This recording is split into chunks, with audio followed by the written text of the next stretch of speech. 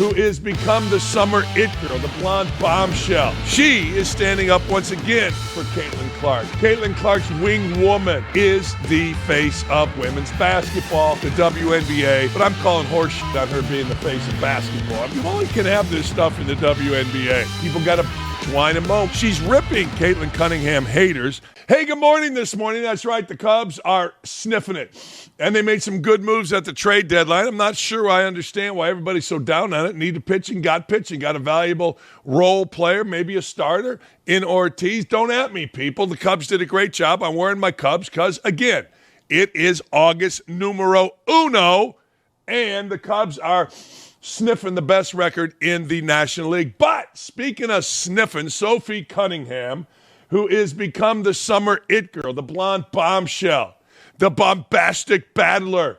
Yeah, Caitlin Clark's wing woman in the WNBA. She is standing up once again for Caitlin Clark. And this time, it's a little ridiculous that she even has to. I mean, think about this. Caitlin Clark is, of course, the face of the WNBA. All the sisters and the brothers can try to say differently. All the little white lesbian women can try to say differently. But the straight little white girl from Iowa is the face of women's basketball, the WNBA. But I'm calling shit on her being the face of basketball. I mean, let's be honest. She hadn't played in a month. Their team doesn't win with her, and she takes bad shots. However, she has enough inside, enough equity that she is the face of women's hoops in the WNBA. It's an undisputable fact, but it's 2025. People got to whine and moan. We can't have a straight white girl. What about all the sisters and the white lesbians that came before her to build show of a league? Well, that's why it's show of a league, because the sisters and the straight white girls and the lesbian white girls that tried to build it before them, guess what? It don't work. Of course, being 2025 means there are some people out there who want to argue about undeniable facts, like men getting pregnant. Weird, weird, weird. Or men becoming women and women becoming men. Very odd. Anyway, Clark's Indiana Fever teammate, the aforementioned Sophie Cunningham, she fired back at those critics. She fired back at those that claim Clark isn't the face of the WNBA. On her new podcast, Show Me Something, which has so many double entendres given the fact that Sophie Cunningham walks around half naked all the time. And, of course, we're here for that. We celebrate the women and the bodies of hot women, not the big fatties. Go work out. Anyway, on Wednesday, it was announced that Cunningham signed a deal with Colin Cowherd's podcast company, The Volume, to launch her own show. Later in the day, Cunningham released her debut episode, and she came out of the gates firing. Here's another undisputable fact. Sophie Cunningham understands how to market herself and her products. Side note, she's literally the worst dancer since Elaine Bennis and Beyonce, but yet shakes her ass. And we don't even notice because she doesn't wear much when she does it. She's ripping Caitlin Cunningham haters in the best way possible to break into the podcast game. Here's what the blonde bombshell had to say about her teammate, the straight white girl, Caitlin Clark. And it literally, pisses me off when people are like, she's not the face of the league. Who would be? What? Sabrina? No. No, there's really good, well-known people in our league. I'm not discrediting them. We have a lot of badasses in our league. Yeah. Hell yeah to that. I'm all for that. But when people try to argue that she's not the face of our league, Yeah. or if our league would be where we're at without her, you're dumb as shit. Yeah. You're literally dumb as fuck. Oh, wow. I mean, god dang. I mean, look at little girl start swearing. See, I think Sophie Cunningham, I get what you're trying to do, but you know what? Women swearing is starting to exhaust me. It's like seeing big, fat African-American women fighting. It's starting to get exhausting. Women swearing, women trying to be guys, dumb fucks, blah, blah, blah. Oh, shut up. I mean, be a woman. Have a little, I don't know, dignity, to be demure once in a while. I mean, if I want to see idiots, women swearing and fighting, I'll watch YouTube and watch Toledo, Ohio, some sisters fighting out front of a Arby's or something. I don't need that in my life. Cut the cussing up. That's just a piece of advice. Do whatever you want to do. I don't expect anybody to listen to me. But it doesn't make you look tough. It doesn't make you look smart. It makes you look like the rest of idiots. So Sophie Cunningham, good point, great point, but you could do without the swearing. Let dumbasses, meatheads like me do that. You act demure, classy. Keep it classy, lady, while you take your clothes off and start talking. And don't get after me about talking about her taking her clothes off. It's what she does, and she wants you to pay attention. Anyway, speaking of the WNBA, the Indiana Fever et al., another ridiculous, absolutely insane antic happened the other night at a Fever game. DeWanna Bonner, who is starting to give me gas, she made her return to Indianapolis. She famously signed, I guess she's a star, I never heard of her, but I guess she's a star in the WNBA. She signed with the Fever. It was a big signing.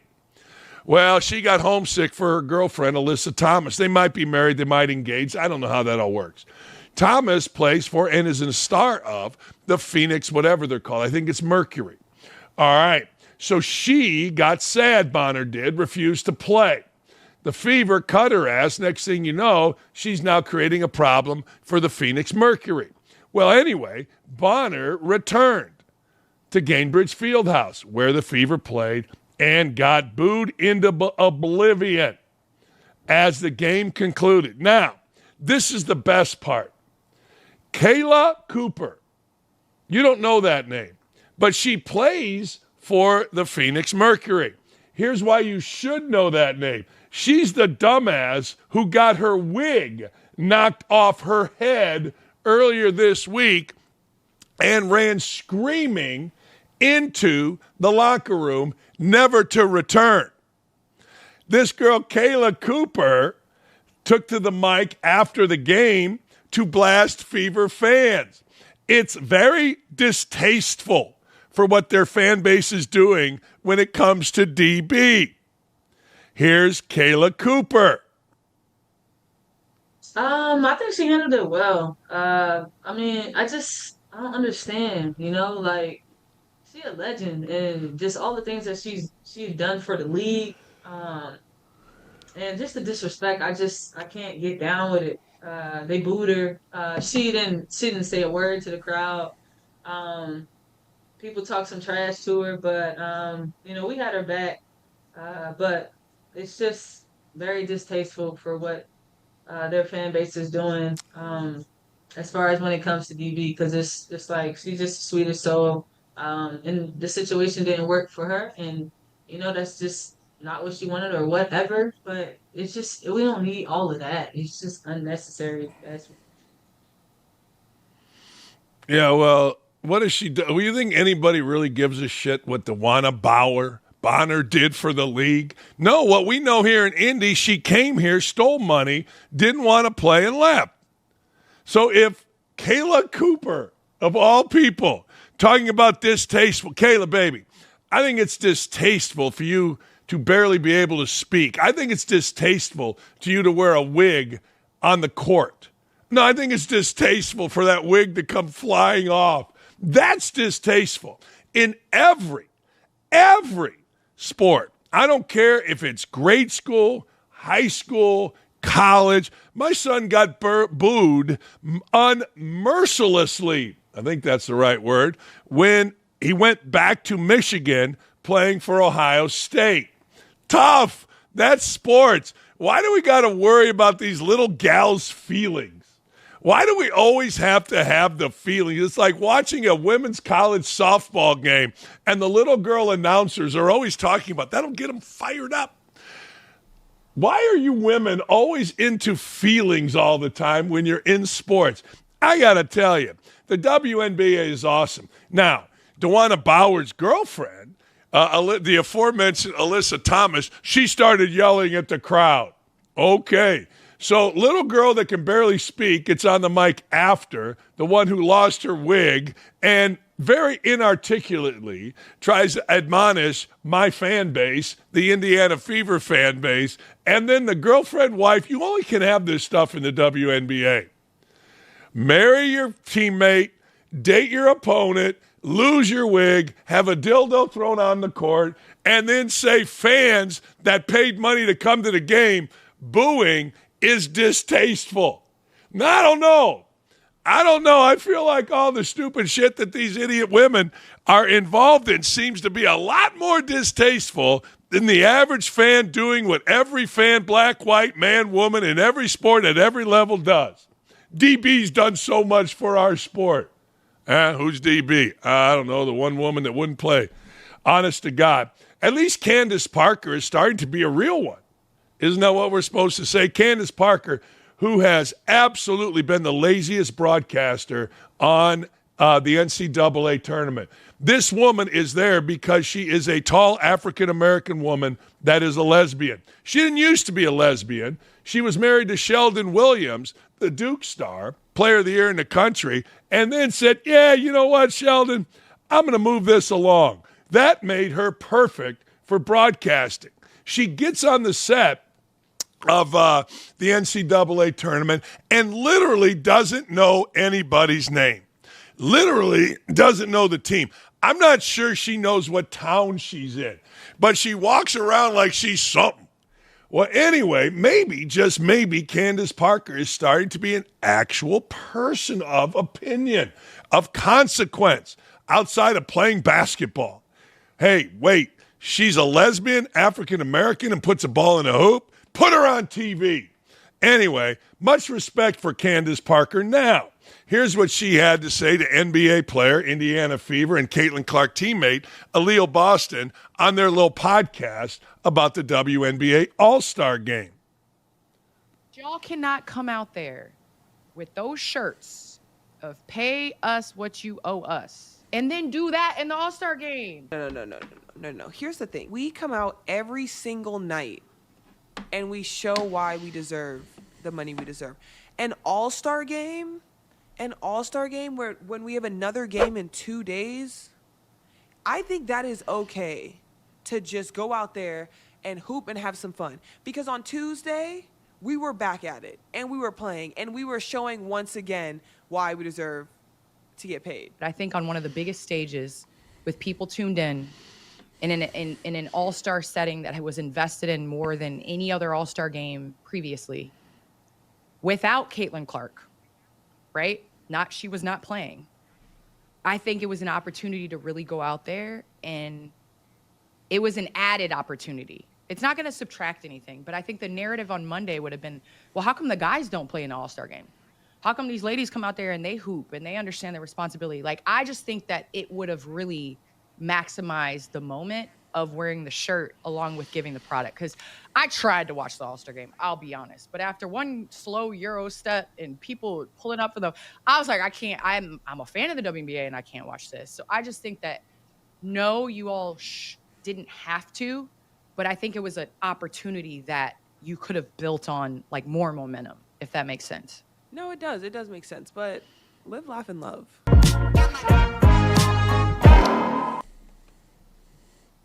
Yeah, Leah Boston is really fun to watch, but she's really stupid. Yeah, it does make sense, but what did she say? Live, lock, and load? Okay, Peaches. I mean, honest to God, I love this league. I do. I think it's the greatest league alive. But Candace Parker's right. Candace Parker's 100% right. Pay us what you owe us and then go walk through because we got another game Tuesday. Okay. Jesus. Aaliyah Boston, sweetie.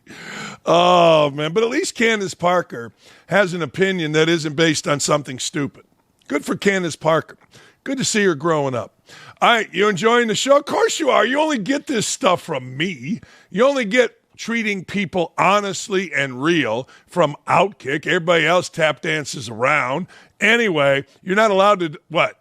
You're not allowed to say anything about Candace Parker. Oh, my God, the queen. Queen my ass. Lazy as hell. So is her brother, Jabari. Anyway, make sure you head on over to youtube.com/@OutKick/videos to like, comment, and subscribe. That way, you'll never miss any of the fun. It's me, then it's Ricky, then it's Clay, then it's Hot Mike. We got Tyrese in there, Tommy. We got Riley Gaines. It's the most important network on TV. 1.75 people have subscribed. If you haven't yet, get on over there and get it done. All right, according to reports, LeBron James met with Nikolai Jokic, his agent, to discuss forming an international basketball league that would rival the NBA. While the specifics of the meeting are currently unknown, the prospect of LeBron and or Jokic being involved in the league is notable. It also falls in line with what Bill Simmons said about the rival NBA startup in June, stating on his enormous, I don't know what to call it, I don't know, whatever that is, podcast, that those involved with the league are already touting commitments from jaw-dropping star players. All right, there you go. Here's Bill Simmons on The Ringer. What they're telling people is that they have a couple major stars that are going to be joining. That would be jaw-dropping. It's pretty clear because Maverick Carter is running this, or is one of the people involved in pushing it, that he's dangling the LeBron James is going to be one of the people that could do it. Could it be Kevin Durant? I don't think they move the needle. I know that sounds crazy, but I don't think Durant moves the needle. LeBron maybe. My guess is it's probably other older, famous superstars nearing the end of their career who are just going to do it, where they get a bunch of money, probably equity in the league, and it's a financial play, and you try to build something. That would be my guess. Of course, it's going to be compared to Live Golf. What it's going to look like, many, of course, have likened it to Live Golf with an international touring schedule that has been likened to Formula One. Simmons also stated that on a previous episode of his podcast, NBA owners are concerned about the league, which Bloomberg first reported back in January. Well, they should be concerned about the league, although the league seems to not have a bit of problem paying players. I mean, we're talking about a guy like Jaylen Brown, who, by the way, is rumored to be stooping, or at least hanging out with Sophie Cunningham, which makes him, Jaylen Brown, ineligible to speak on any African-American issues, according to Ryan Clark. Anyway, go get that snow, Jaylen Brown. Anyway, the idea of a rival league seems a little bit silly to me. It does. I get it. Basketball internationally has taken off. Well before James, Michael Jordan, and a bunch of different reasons are there for it taking off. Mostly the Dream Team back in '92 really made it explode on an international level. Okay, now it's actually in college, if you think about it. I mean, college coaches left and right, Indiana, Illinois, Big Ten schools, big schools, are bringing over all kind of Serbian, Slovenian, you name it. They're bringing in all kinds of kids. So basketball is huge, and an international league might make sense. But I'm telling you, if I'm an NBA player, I'm a young NBA player, I stay right where I am. I want to get that famed second deal, that max contract, which is the reason players leave college early. Let me get to that real quick. For those of you that don't understand why a guy leaves early, he doesn't leave early because he's, quote, ready for the NBA. He leaves early because he's going to be drafted. The NBA doesn't care about ready. They think about potential. So the faster you get through that rookie deal, the faster you can get to those max contracts. It's literally that simple. A lot of people say, I can't believe he's leaving. He needs another year at my school. Maybe he does, of course. But it's not like these college coaches are any great shakes at developing players. Some are, some aren't. But long story short, if I'm a young guy, I ain't joining no startup when the end of the rainbow is $60 million a year. For those of you keeping score at home, that's $5 million a month. Pretty good money. Hey, Shannon Sharpe responded.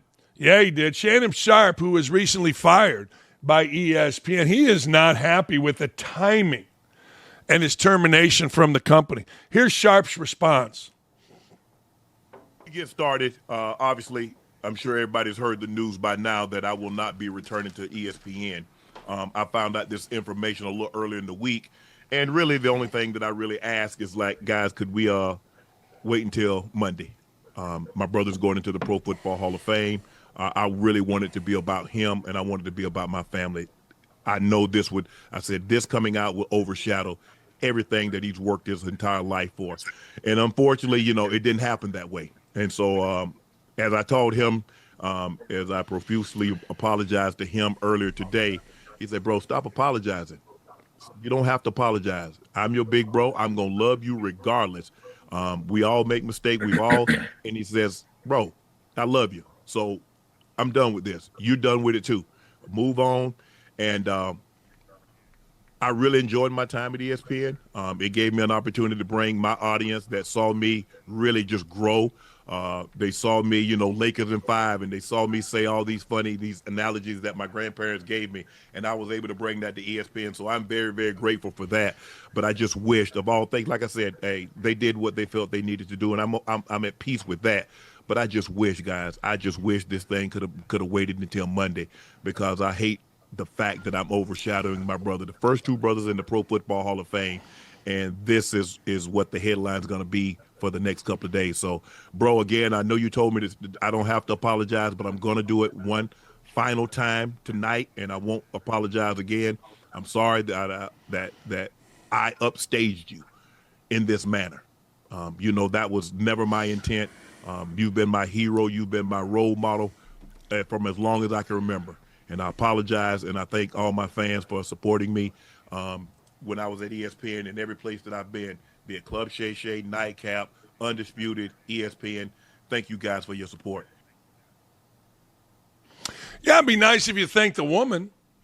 It'd be nice if you maybe thank the father of the woman or apologize to him, not thanked. I mean, that doesn't seem to be in the cards, right? I guess somebody's going to say he doesn't have to because he paid her off. But, I mean, on a personal level, it's nice that this is about you and you want it to be about you, and ESPN is supposed to cater to you. And that was a nice little apology. But I don't know. It'd be pretty nice if you publicly apologize for the pain that you caused the family of the woman. Just a thought. What do I know? Hey, look, the settlement initially appeared to open a door for Sharpe's return to ESPN. Ultimately, ESPN decided to move on smartly. You don't want that. I mean, Shannon Sharpe's thing with women goes way, way back. I didn't realize it. I was reading it yesterday. I'm going to let you read it for yourself if you would like. But my God, holy cow. I mean, damn. What are we doing?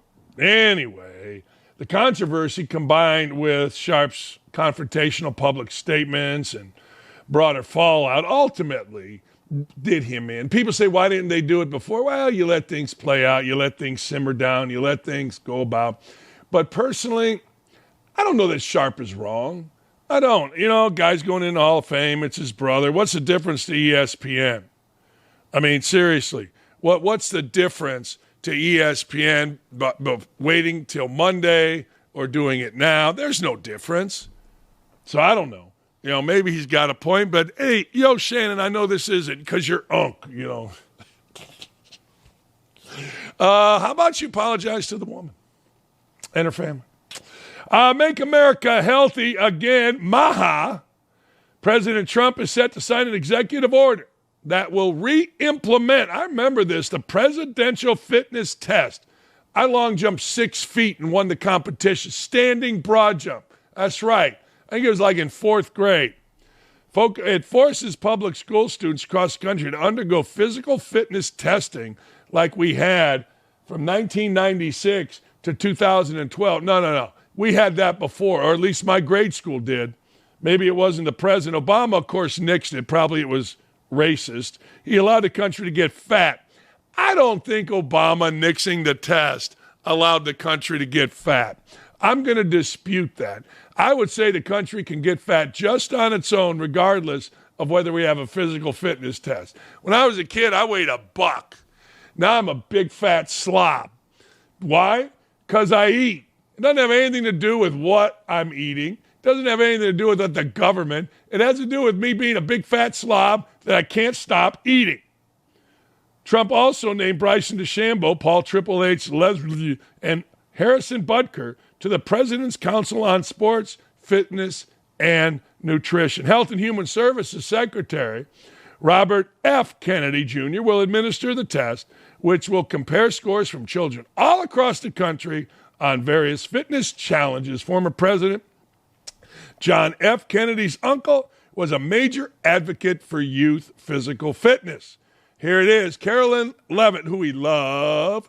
Carolyn Levitt, President Trump wants every young American to have the opportunity to emphasize healthy, active lifestyles. That's a good way to put it. Wants the opportunity. Doesn't mean some fat-ass parents are going to make their fat-ass kid get off the couch, get off the little stick there. But hey, who knows? Creating a culture of strength and excellence for years to come. Here's Bryson DeChambeau talking about it. First off, I'd like to say thank you to President Trump and Vice President Vance for your support and this initiative and council. And to be honest, I never would have thought that this opportunity would have been here right at our doorstep.